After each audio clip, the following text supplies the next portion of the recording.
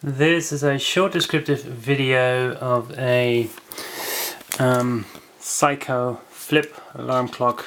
I've had this model several times in red with a bit of black, with a hint of black, let's say. Never in white. When I got it, it was really beige. Brought the color back to its original state, which is really white. Which suits it very well. The motor was lubricated, the light was replaced. Cable and plug were left original. They are in very good condition. Obviously this is glass. The front is glass. It's not too loud, but it will wake you up. You can set the alarm, the hour.